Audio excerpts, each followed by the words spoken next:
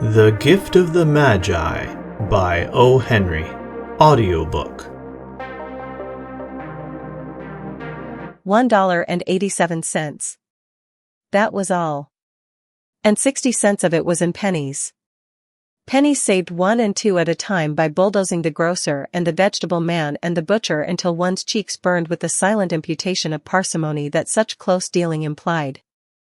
3 times Della counted it. $1.87. And the next day would be Christmas. There was clearly nothing to do but flop down on the shabby little couch and howl. So Della did it. Which instigates the moral reflection that life is made up of sobs, sniffles, and smiles, with sniffles predominating. While the mistress of the home is gradually subsiding from the first stage to the second, take a look at the home. A furnished flat at $8 per week. It did not exactly beggar description, but it certainly had that word on the lookout for the mendicancy squad. In the vestibule below was a letterbox into which no letter would go, and an electric button from which no mortal finger could coax a ring. Also appertaining thereunto was a card bearing the name Mr. James Dillingham Young. The Dillingham had been flung to the breeze during a former period of prosperity when its possessor was being paid $30 per week. Now, when the income was shrunk to $20, though, they were thinking seriously of contracting to a modest and unassuming D. But whenever Mr. James Dillingham Young came home and reached his flat above, he was called Jim and greatly hugged by Mrs. James Dillingham Young, already introduced to you as Della. Which is all very good. Della finished her cry and attended to her cheeks with the powder rag. She stood by the window and looked out dully at a gray cat walking a gray fence in a gray backyard. Tomorrow would be Christmas Day, and she had only $1.87 with which to buy Jim a present. She had been saving every penny she could for months, with this result. $20 a week doesn't go far. Expenses had been greater than she had calculated. They always are. Only $1.87 to buy a present for Jim. Her Jim. Many a happy hour she had spent planning for something nice for him. Something fine and rare and sterling, something just a little bit near to being worthy of the honor of being owned by Jim. There was a pier glass between the windows of the room. Perhaps you have seen a pier glass in an $8 flat. A very thin and very agile person may, by observing his reflection in a rapid sequence of longitudinal strips, obtain a fairly accurate conception of his looks. Della, being slender, had mastered the art. Suddenly she whirled from the window and stood before the glass. Her eyes were shining brilliantly, but her face had lost its color within 20 seconds. Rapidly she pulled down her hair and let it fall to its full length. Now, there were 2 possessions of the James Dillingham Youngs in which they both took a mighty pride. One was Jim's gold watch that had been his father's and his grandfather's. The other was Della's hair. Had the Queen of Sheba lived in the flat across the airshaft, Della would have let her hair hang out the window some day to dry, just to depreciate Her Majesty's jewels and gifts. Had King Solomon been the janitor, with all his treasures piled up in the basement, Jim would have pulled out his watch every time he passed, just to see him pluck at his beard from envy. So now Della's beautiful hair fell about her rippling and shining like a cascade of brown waters. It reached below her knee and made itself almost a garment for her. And then she did it up again nervously and quickly. Once she faltered for a minute and stood still while a tear or 2 splashed on the worn red carpet. On went her old brown jacket, on went her old brown hat. With a whirl of skirts and with the brilliant sparkle still in her eyes, she fluttered out the door and down the stairs to the street. Where she stopped the sign read, Madame Sofronie. Hair goods of all kinds. 1 flight up Della ran, and collected herself, panting. Madame, large, too white, chilly, hardly looked the Sofronie. Will you buy my hair? Asked Della. I buy hair, said Madame. Take your hat off and let's have a sight at the looks of it. Down rippled the brown cascade. $20, said Madame, lifting the mass with a practiced hand.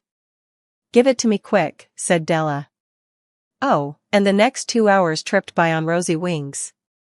Forget the hashed metaphor. She was ransacking the stores for Jim's present. She found it at last.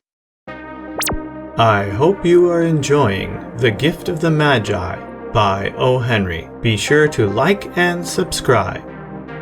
It surely had been made for Jim and no one else. There was no other like it in any of the stores, and she had turned all of them inside out. It was a platinum fob chain, simple and chaste in design, properly proclaiming its value by substance alone and not by meretricious ornamentation, as all good things should do. It was even worthy of the watch. As soon as she saw it, she knew that it must be Jim's. It was like him. Quietness and value. The description applied to both. $21 they took from her for it, and she hurried home with the 87 cents. With that chain on his watch, Jim might be properly anxious about the time in any company. Grand as the watch was, he sometimes looked at it on the sly on account of the old leather strap that he used in place of a chain. When Della reached home, her intoxication gave way a little to prudence and reason. She got out her curling irons and lighted the gas and went to work repairing the ravages made by generosity added to love. Which is always a tremendous task, dear friends, a mammoth task. Within 40 minutes her head was covered with tiny, close-lying curls that made her look wonderfully like a truant schoolboy. She looked at her reflection in the mirror long, carefully, and critically. If Jim doesn't kill me, she said to herself, before he takes a second look at me, he'll say I look like a Coney Island chorus girl. But what could I do? Oh. What could I do with $1.87? At 7 o'clock the coffee was made and the frying pan was on the back of the stove hot and ready to cook the chops. Jim was never late. Della doubled the fob chain in her hand and sat on the corner of the table near the door that he always entered. Then she heard his step on the stairway down on the first flight, and she turned white for just a moment. She had a habit of saying a little silent prayer about the simplest everyday things, and now she whispered, "Please God, make him think I am still pretty." The door opened and Jim stepped in and closed it. He looked thin and very serious. Poor fellow, he was only 22, and to be burdened with a family. He needed a new overcoat and he was without gloves. Jim stopped inside the door, as immovable as a setter at the scent of quail. His eyes were fixed upon Della, and there was an expression in them that she could not read, and it terrified her. It was not anger, nor surprise, nor disapproval, nor horror, nor any of the sentiments that she had been prepared for. He simply stared at her fixedly with that peculiar expression on his face. Della wriggled off the table and went for him. "Jim, darling," she cried, "don't look at me that way. I had my hair cut off and sold because I couldn't have lived through Christmas without giving you a present. It'll grow out again, you won't mind, will you? I just had to do it. My hair grows awfully fast. Say Merry Christmas, Jim, and let's be happy. You don't know what a beautiful, nice gift I've got for you." "You've cut off your hair?" asked Jim, laboriously, as if he had not arrived at that patent fact yet even after the hardest mental labor. "Cut it off and sold it," said Della. "Don't you like me just as well, anyhow? I'm me without my hair, ain't I?" Jim looked about the room curiously. "You say your hair is gone," he said, with an air almost of idiocy. "You needn't look for it," said Della. "It's sold, I tell you, sold and gone, too. It's Christmas Eve, boy. Be good to me, for it went for you. Maybe the hairs of my head were numbered," she went on with sudden serious sweetness, "but nobody could ever count my love for you. Shall I put the chops on, Jim?" Out of his trance Jim seemed quickly to wake. He enfolded his Della. For 10 seconds let us regard with discreet scrutiny some inconsequential object in the other direction. $8 a week or $1 million a year, what is the difference? A mathematician or a wit would give you the wrong answer. The Magi brought valuable gifts, but that was not among them. This dark assertion will be illuminated later on. Jim drew a package from his overcoat pocket and threw it upon the table. "Don't make any mistake, Dell," he said, "about me.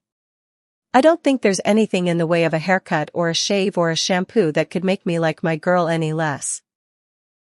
But if you'll unwrap that package you may see why you had me going a while at first." White fingers and nimble tore at the string and paper.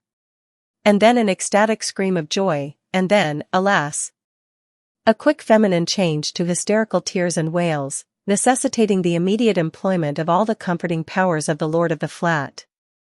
For there lay the combs, the set of combs, side and back, that Della had worshipped long in a Broadway window. Beautiful combs, pure tortoise shell, with jeweled rims, just the shade to wear in the beautiful vanished hair. They were expensive combs, she knew, and her heart had simply craved and yearned over them without the least hope of possession. And now, they were hers, but the tresses that should have adorned the coveted adornments were gone. But she hugged them to her bosom, and at length she was able to look up with dim eyes and a smile and say, "My hair grows so fast, Jim." And then Della leaped up like a little singed cat and cried, "Oh, oh." Jim had not yet seen his beautiful present. She held it out to him eagerly upon her open palm. The dull precious metal seemed to flash with a reflection of her bright and ardent spirit. "Isn't it a dandy, Jim? I hunted all over town to find it. You'll have to look at the time 100 times a day now. Give me your watch. I want to see how it looks on it." Instead of obeying, Jim tumbled down on the couch and put his hands under the back of his head and smiled. "Dell," said he, "let's put our Christmas presents away and keep 'em a while. They're too nice to use just at present. I sold the watch to get the money to buy your combs. And now suppose you put the chops on." The Magi, as you know, were wise men, wonderfully wise men, who brought gifts to the babe in the manger. They invented the art of giving Christmas presents. Being wise, their gifts were no doubt wise ones, possibly bearing the privilege of exchange in case of duplication. And here I have lamely related to you the uneventful chronicle of two foolish children in a flat who most unwisely sacrificed for each other the greatest treasures of their house. But in a last word to the wise of these days, let it be said that of all who give gifts these two were the wisest. Of all who give and receive gifts, such as they are wisest. Everywhere they are wisest. They are the Magi. The Gift of the Magi by O. Henry. Don't forget to like and subscribe.